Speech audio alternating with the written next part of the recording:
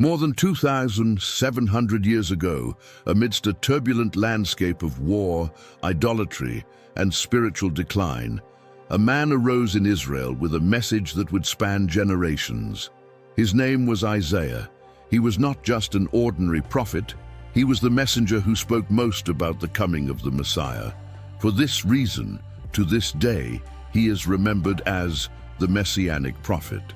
Isaiah lived in Jerusalem during the reigns of several kings of Judah, in a period marked by political instability, military threats, and great spiritual alienation of the people. Amid corruption, idolatry, and injustice, God raised Isaiah as a prophetic voice, bringing both judgment and hope. But what makes Isaiah special? The fact that centuries before Christ was born, he described stunning details about the life, character, and mission of the Savior. From the virgin birth to his sacrificial death, passing through titles and attributes that only Jesus could have gleaned, Isaiah spoke so clearly that many scholars call his book the Fifth Gospel. Today, we'll delve deeply into these prophecies. We'll explore each chapter that points to Christ. We'll see how Jesus' story didn't begin in Bethlehem, but was announced centuries earlier, word for word, by the Spirit of God through Isaiah. And along this journey, you'll realize a powerful truth. If God fulfilled every detail in the past, he will also fulfill his promises for the future. Isaiah's story begins not with words, but with a vision. In chapter 6 of his book, Isaiah describes the moment he saw the Lord seated on a throne, high and lifted up, and the angels cried out, "Holy, holy, holy is the Lord of hosts. The whole earth is full of his glory." At this vision, Isaiah came to his senses. He realized his own sinfulness and that of the people. He said, "Woe is me, I am lost. I am a man of unclean lips, and I live among a people of unclean lips." But an angel touched his lips with a coal from the altar and said, "Your guilt is removed. Your sin is forgiven." It was then that Isaiah heard the voice of God asking, "Whom shall I send, and who will go for us?" And Isaiah answered, "Here I am, send me." That moment was decisive. There was not just a prophet born, a spokesman for the divine plan that would span the centuries was born. Isaiah was called not only to warn Israel, but to proclaim the hope of a Messiah who would come to all peoples. After being called, Isaiah began to prophesy boldly. His words were strong against Israel's idolatry, injustice, and corruption. But at the same time, amidst these messages of judgment, he revealed a promise. God would send a Savior, and the first great messianic prophecy appears in Isaiah 7:14. Faced with a king frightened by war, Isaiah declared, "Behold, the virgin shall conceive and bear a son, and shall call his name Emmanuel." Emmanuel means God with us. Centuries later, Matthew recorded this very text when speaking of the birth of Jesus by Mary, a virgin. This was no coincidence. It was prophetic fulfillment. Immediately afterward, in Isaiah 9:6, we find another powerful revelation. "Unto us a child is born, unto us a son is given, and the government will be upon his shoulder. And his name will be called Wonderful Counselor, Mighty God, Everlasting Father, Prince of Peace." No human king could bear such titles. They belong to Christ alone. Isaiah spoke not just of a political leader, but of an eternal king who would bring a peace the world does not know. And when Jesus declared, "My peace I give to you, not as the world gives," he was echoing what Isaiah had already seen centuries before. Another striking point is in Isaiah 11. The prophet speaks of a branch from the stump of Jesse, a direct reference to the lineage of David. Jesus was born precisely from this lineage, fulfilling once again what was written. But the most profound, and perhaps the most shocking prophecy, appears in Isaiah 53. There, Isaiah describes in detail the suffering of God's servant. He speaks of someone who would be despised, rejected, someone who would have no form or comeliness, someone who would be pierced for our transgressions, crushed for our iniquities. He would bear the guilt of us all. When we read this chapter, it is impossible not to see Jesus on the cross. Isaiah accurately described the crucifixion centuries before the Roman Empire even invented this type of execution. He spoke of someone who would be like a lamb led to the slaughter, but who would not open his mouth. This is the scene of Christ before Pilate, before the soldiers, being unjustly accused yet remaining silent. And Isaiah ends this chapter by saying that after his death, the servant would see the light of life and be rewarded. This is the promise of resurrection. Jesus not only died, but was resurrected, confirming every word written by the prophet. These prophecies were not idle words. They are testimonies of God's faithfulness. Every detail fulfilled in Christ shows us that God's word is true and trustworthy. Isaiah's words were not just recorded on ancient scrolls. Centuries later, each of them began to be fulfilled in stunning ways in the life of Jesus Christ.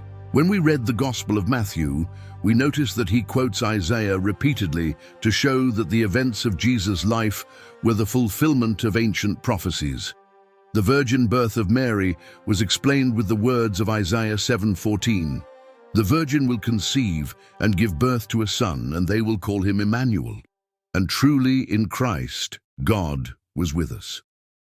The evangelist John also drew on Isaiah when he spoke of Jesus as the light of the world. Isaiah had prophesied that the people walking in darkness would see a great light, and that light shone in Christ. Every healing, every miracle, every word of hope was a direct reflection of the promise Isaiah had made centuries before. During Jesus' earthly ministry, he himself quoted Isaiah. Upon entering the synagogue in Nazareth, he opened the scroll of the prophet and read aloud, "The Spirit of the Lord is upon me, because he has anointed me to bring good news to the poor. He has sent me to proclaim liberty to the captives and recovery of sight to the blind, to set at liberty those who are oppressed, to proclaim the year of the Lord's favor." Isaiah 61. After reading, Jesus declared, "Today this scripture has been fulfilled in your sight." This statement was a watershed moment. He wasn't just reading Isaiah. He was saying, "I am the fulfillment of this promise. I am the one Isaiah spoke of." And when we reach the climax of Christ's ministry, his death on the cross, we see Isaiah 53 being lived out before the eyes of the world. He was pierced, as the prophet said. He was wounded. He was bruised. He bore our sorrows. The evangelist Peter himself in his letter declared, "By his stripes we are healed," a direct reference to the text from Isaiah. At the moment of the crucifixion, many looked at Jesus and said, "If you are the Son of God, let him come down from the cross." But Isaiah had already said that he would be like a lamb, silent before its shearers.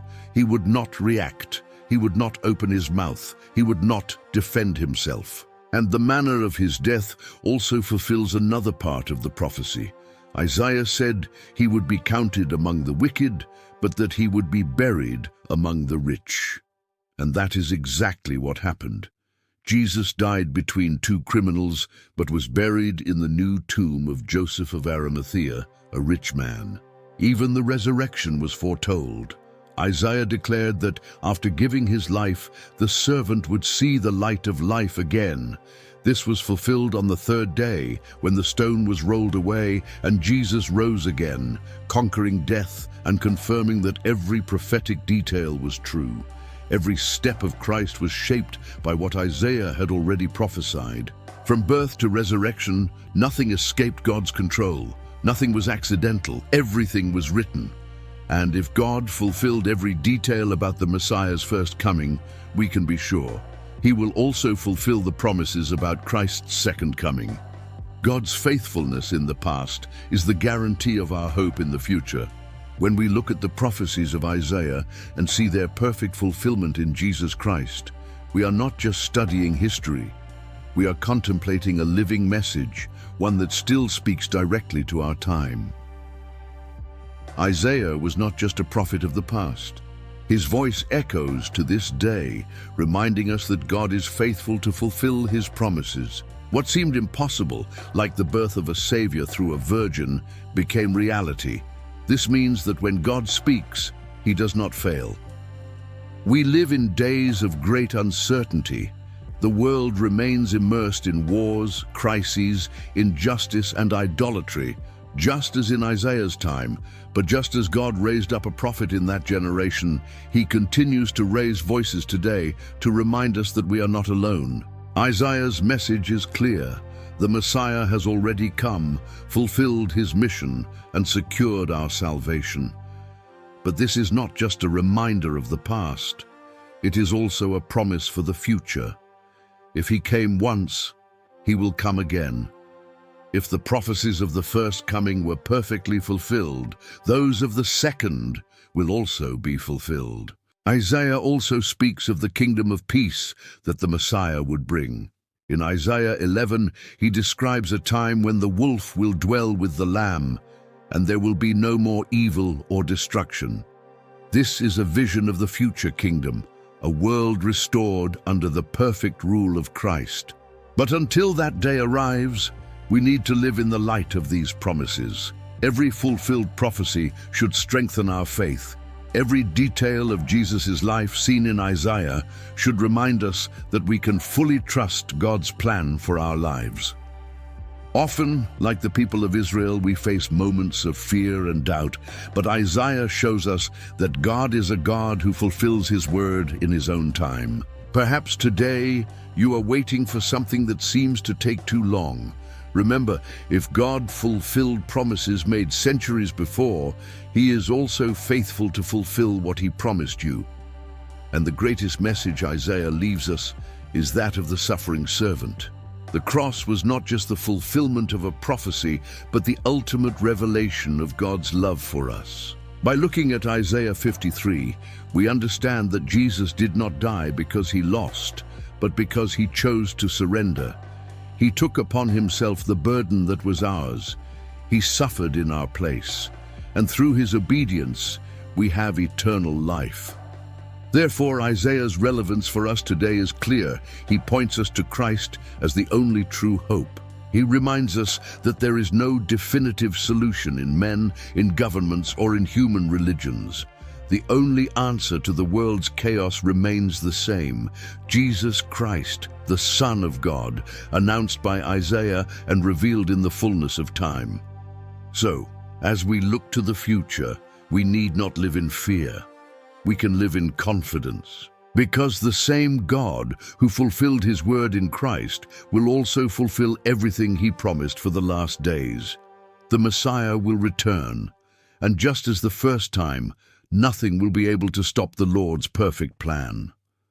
After all we have seen, we can say with certainty, Isaiah was not just a prophet, he was the voice that echoed through the centuries, preparing the way for the coming of the Savior. His words have spanned generations, crossed empires, survived time, and have reached us, vivid, precise, and full of power. Every detail of Jesus' life was written before it even happened. His virgin birth, his title of Prince of Peace, the lineage of David, his suffering, his death, his resurrection. Everything was already in God's heart and was revealed through the mouth of Isaiah. Nothing took the Lord by surprise. Nothing was by chance. Everything was planned. This means you can trust. If God accomplished what seemed impossible in the past, he will also fulfill what he promised you. If every word about Christ's first coming has come true, we can be absolutely certain the promise of his glorious return will also be fulfilled. The God who announced Emmanuel, the God with us, is the same God who continues to be with us today. He has not abandoned his people, he has not forgotten his promises, and he will not fail to fulfill what is written. Isaiah shows us that the Lord is faithful from beginning to end. So the question for you is, are you prepared? If Jesus came once and fulfilled every detail, are you ready to meet him again? Are you living as someone who believes in God's promises? Are you strengthening yourself in the word that never fails? Today, you have the opportunity to respond to this message.